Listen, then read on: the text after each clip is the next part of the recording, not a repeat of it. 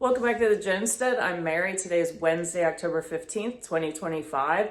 And today I'm going to go over a couple of stories specifically talking about concerns with the U.S. economy and some of those that are in the mainstream. And the first one I wanted to talk about was the Sunday evening 60 Minutes had a story where Lesley Stahl was interviewing Andrew Ross Sorkin.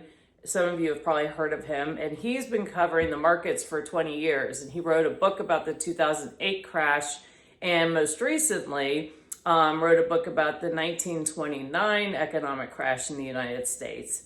And Lesley Stahl asked him, quote, "We're always being undone by bubbles. There was an internet bubble in 2000, housing bubble in 2008. Are we in an AI bubble?" Sorkin's response was, "I think it's hard to say we aren't in a bubble of some sort. The question is always, when is the bubble going to pop?" Sorkin went on to make comparisons to the 1929 crash and to today's bubble. And I don't usually watch 60 Minutes, but I thought it was very important to bring this up because when the mainstream media starts talking about these stories and putting information out there, one, they do it really to kind of as a covering their backside so that when there is a crash, they can say, well, look, we tried to warn you. But I think when you see this, it's a signal to really be paying really close attention to what's going on and listening to the warnings that they're putting out. And then just the other day, Bloomberg had an article titled AI Stocks, and that was here. AI that was titled, where are we? AI stocks are in a bubble, most investors say in a Bank of America survey. And it was more than half of those surveys say that they believe it's in a bubble and it's overvalued. And I quote, "A record share of global fund managers said artificial intelligence stocks are in a bubble following a torrid rally this year." So when you have a bubble, and if you read through some of these articles and others that are out there, there are concerns that there's so much money. This is what happened with the tech bubble. So much money pouring in, but the actual nuts and bolts on the ground of actual production isn't really living up to the amount of money that's pouring into the industry. And eventually people start losing money. But another big story I wanted to talk about, just tying in with bubbles and with the economy and with these markets, is on Friday afternoon, the crypto, there was a huge crash in the cryptocurrencies. And I've actually been kind of surprised how limited, really, I figured it'd be kind of a front page story for quite a while. And it really hasn't been. It's kind of been pushed down, but is quite a significant and devastating effect for people. And it said why crypto briefly but dramatically crashed. And again, this was on Friday afternoon. And I quote from the article, the mini crash resulted in a record $19 billion in liquidated positions. Although crypto prices have since rebounded, about 1.6 million traders had their positions liquidated. In other words, their accounts are gone. And their money, their crypto currency is history. Again, quoting, "The drop was exacerbated by a large number of traders who were highly leveraged, borrowing more to increase the size of their bets." So these are really devastating losses for these cryptocurrency owners because probably a lot of these, if they're borrowing to keep putting in for their position, that they're going all in on this one thing. And when it blows up, then they're cooked. They don't have, their money's gone. You have people borrowing from family and friends or other businesses to try and keep pushing up their position. And in fact, the day after this bubble burst, the Konstantin Galik, forgive me if I mispronounce his name, the co-founder of Cryptology Key, and that he's Ukrainian, was found dead in his Lamborghini from a gunshot wound. And so they're suspecting it was self-inflicted. He had apparently expressed financial stress to his family even leading up to what happened on Friday because of the volatility in the cryptocurrency markets. And so, again, these people, you don't have any control with these crypto when you're involved in the cryptocurrencies. And similarly with the stock exchange, with stock investments, and certainly some are there's more stability behind some than others. But again, you're kind of at the mercy of what's going on, and some of the things none of us even know about, and we don't have any control over it. And so with this, I just, it's one thing I would suggest to people: don't put all your eggs in one basket. If you're involved in cryptocurrencies, maybe don't have everything in that and spread it around. But just my suggestion. And just this is something to be aware of with the risks involved. And that's the article about the young man that killed himself. And I'll put the links below in the story. And just continuing on, I wanted to talk about also where we are just as the state of our economy in the U.S. And I checked the U.S. debt clock just a little bit ago, and it's rolling right along at $37.6 trillion. And as usual, it's going up. It's not going down. And the U.S. total debt, and that includes unfunded debt and interest, is $104.8 trillion. And that continues to go up as well. Total household debt is at a record high of $18.3 trillion. And 70% of that are mortgages. And the average American household debt is $105,000. Average credit card debt per household is $6,371. And I just want to comment on that. If credit card companies don't care about you, and if they need to start battening down their hatches, they will cut your credit limit. They will start reducing it without letting you know, or they will just cut your credit card. This happened in 2008. And so the best thing you can do is don't be dependent on a credit card, because when you're in that position where the credit card is your lifeline as far as being able to put groceries on your shelf, you're really at the mercy of their position. And it's just, and it can and of course it can add much more stress to your life as well. And I also found this article where we're now in a situation where Americans are financing groceries with buy now, pay later loans. And that has increased. It's 25% of buy now, pay later users are funding their grocery purchases, and that's up 14% from last year. So that's pretty significant.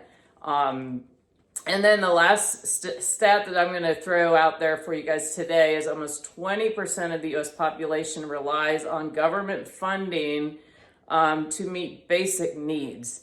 And that's very concerning, because what we're seeing in general is we have a lot of economic indicators that are flashing very similarly leading up to what happened in 2008. And my expectation is we're in a worse position as a country than we were leading up to 2008. But that's where you had all these subprime loans go out, and then the money stopped flowing in, and things literally just shut down. And we were blindsided by what happened in 2008 and didn't think to look for these, didn't know what economic indicators to even be worried about, because naively we thought smart people were in charge and handling things. And so that's why I'm making these videos, is to help keep me informed and then to share the information so that more and more people are informed and prepared and not put in a bad position when something happens, when the market drops or a bubble bursts. Because in 2008, a lot of really good, hardworking American families were financially devastated as a result. And some of them weren't able to get out of it, and others were, but it was years and years in order to be able to climb out of that, and the hit that they took to their 401ks and so forth, and also their homes. So what do we do? Be informed and prepared. Number one, get out of debt the best you can. And if it's a consumer, especially credit card debt, the best you can, be in more control of your finances. Don't be at the mercy of a credit card every time you go out shopping, and maybe don't buy things you don't need for a while. And we're also, we're like the U.S. of debt right now, with people just have become so conditioned to using credit cards, and some use them and pay them off every month, which we do. But some are literally living in the interest that they're having to pay is unbelievable. And then on top of the debt, a lot of people have a car debt, and now the average new car payment is $750 a month. And then the average used car payment is $500 a month. And people are getting crazy situations with transportation too, because sure, they can come up $1,000 to put down on a $20,000 car, and they can afford that monthly payment, but they can't instead wait and put some money aside and buy a used car. So I know it can be a very frustrating situation to be in. We have older cars that we own, but then again, we still pay tax on them. Isn't that something? For the privilege of us buying a car, the county gets their cut. Number two, have emergency cash on hand. If there's a crash, if there's a bubble crash, or if there's a cyber attack, your banks are shut down. Particularly if there's a banking crash, there will be a run on the banks, and you're not going to be able to get anything out of the bank. And then if there's a cyber attack or a power outage, you can't get your money out either. So it's always good to keep an emergency fund where you can get access to it easily. And a minimum to have a emergency reserve of at least 6 months. And I know that can be very difficult to do, but just a little bit at a time. And number three, stock up on necessities. Keep your pantry full. Have backups for backups, prescriptions if you need them, toiletries, your pet care items. Number five, look into buying commodities, investing in commodities, since we've had so much inflation, and so the dollar's worth less and less. But one example is buying precious metals, even though right now they're going up a little bit. But as of 11:17 this morning, and I timed it because it's probably changed by now, gold was up $4,204, silver $52.41. And that's not a good sign for what's going on in our economy. Actually, it's good for people who've been holding on to it. And, that's a long-term investment. That's not, a short-term. That's something that's just a good security to have, because it's silver and it's gold, and it's just not some piece of paper backed by a government. And also other ideas for commodities, food, items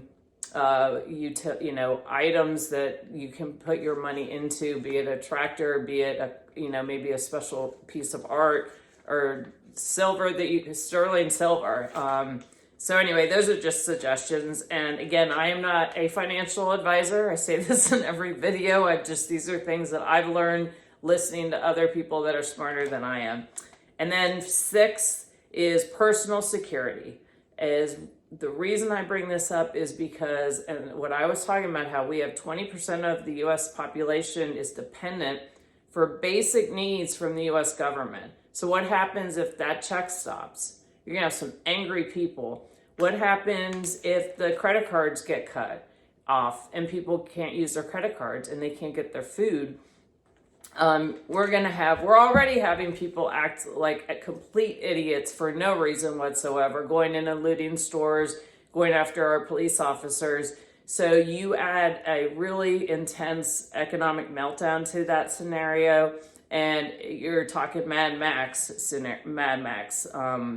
And so some of the things I would suggest is weapons, fitness. Make sure you're fit. Make sure I'm not, as I always say, I'm not talking about being Arnold Schwarzenegger, but at least to a point where if you fall down, you can get yourself back up, or you can help someone, or some basic self-defense moves, or maybe go to a gym or enroll in a martial arts program in wherever you live.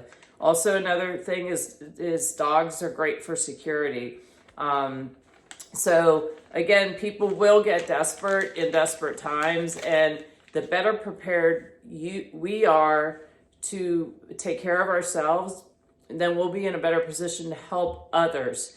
And we just, as a nation, we need to get fit, and we need to get financially stronger and get out of debt, because citizens that are in debt and beholden are easier to control. So that's something to keep in mind. But anyway, I hope you found this helpful. Thank you so much for watching. Please like and share, subscribe. It's free. It's one of the few things that's free in life anymore. Well, maybe not really, because you have to pay for your internet. But anyway, I digress. But again, thanks for watching, and I look forward to talking to you all again soon. Have a great day.